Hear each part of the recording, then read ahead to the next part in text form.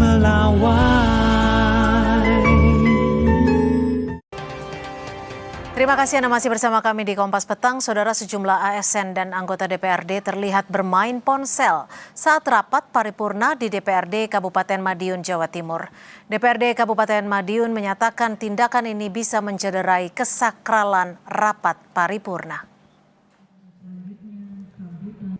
Sejumlah aparatur sipil negara dan anggota DPRD Kabupaten Madiun tampak bermain ponsel saat rapat paripurna hari jadi ke-458 Kabupaten Madiun.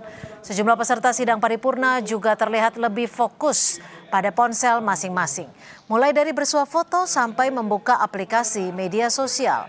Menanggapi hal ini, Ketua DPRD Kabupaten Madiun menyatakan penggunaan telepon seluler saat digelar rapat dapat mencederai kesakralan ruang serta jalannya rapat paripurna.